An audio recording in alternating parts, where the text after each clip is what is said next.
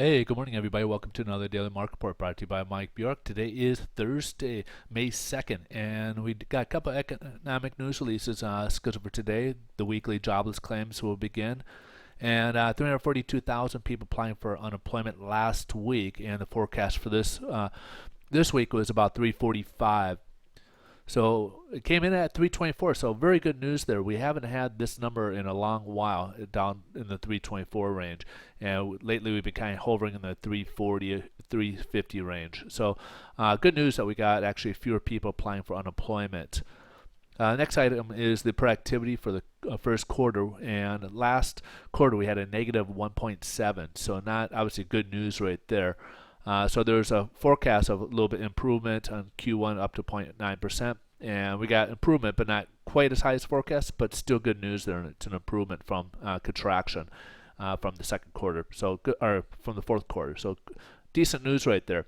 Now, also touch base on, since it happened after our last video, was the Fed announcement after their meeting, and basically there wasn't a whole lot of changes on there, but they did emphasize that there are some soft patches coming up. Real estate's kind of keeping strong. They did also put that the mortgage-backed security purchase, or the asset purchases for this quantitative easing, they're going to continue with the 85 billion, but they could improve it or buy more, or they could buy less as time goes on. So, but of course, it's tied to the inflation, which is still extremely low, about 1.1 year over year, and as long as it doesn't go upon 2.5%. And then they also said unemployment, which is 6.5%. Now, tomorrow we have the employment numbers from the Bureau of Labor Statistics, and what we've also been seeing is a lot of people not kind of gave up or out of the followed the numbers. So we've greatly reduced that from in the 8% range down to about 7.6 range. So it'll be interesting to see what tomorrow comes up with, if we still lose more because we've seen fewer claims, or do somehow some of those people go back onto that number or shrink. So remember, there's a lot of people that should be on that numbers, but it's not being included with it. And of course, that's what the Fed is also gauging their asset purchases on inflation as well as unemployment numbers. So we'll have to kind of keep an eye on it. So tomorrow will be some very important news. So let's go ahead and jump over to the headline news here. And basically, we got the stock markets up. So great news because of the weekly jobless claims. Yesterday, remember, we had the ADP came in low, so they were kind of disappointed, and the stock market was tanking. Today, they like the jobless claims. Also, another item to note is the European Central Bank cut their rate today down to 0.5%. So now we're kind of more of a global level of, interest rates are extremely low. They've been doing all these austerity measures, and they weren't really cutting their rates as like the U.S. has. And as a result, they're actually having a lot for their recession is actually lasting a lot longer. So they're officially in a recession right now. We haven't hit that mark yet, but sometimes it trickles over from there, hits there, and it works its way over. So it's something to keep an eye on. Hopefully they can work themselves out of it. There's been a lot of debate as to austerity measures, if they work or not. We're spending a lot of money. It seems to be helping our economy. They're doing the opposite, where they're creating the austerity measures, and of course they're still slugging along. The only country over there really doing decently is Germany.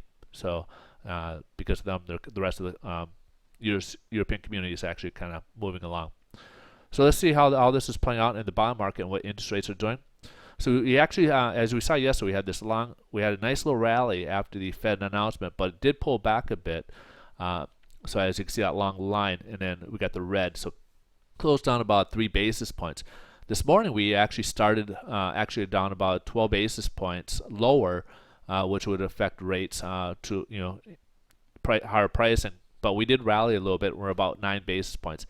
Now look at where we are at now. We're seeing a trend here where we're actually lower than where we are left off yesterday. So as you can see, we're at 104.66 versus our close yesterday at 104.69. Now, if we don't get a rally here, we could see a correction. Especially if we have a good job number tomorrow.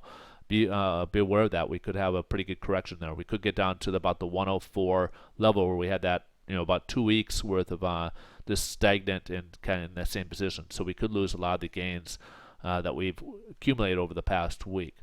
So just be a little cautious there that we could have that short correction. We also have potentially room, I believe, down between the 103 180 range or 104. I'm sorry, between the 103.70 and 104 range, as we had another opening gap that never really closed over there as well. So just be cognizant of what those are. But over and all, rates are still good, but we'll have to kind of wait and see where we leave off today. If we close upwards, it can help us out. If it stays flat or downwards below that trend line, we could potentially see at least a short correction, lose a few more basis points here. All right, folks, thanks a lot for watching. You guys have a wonderful day. We'll see you guys tomorrow.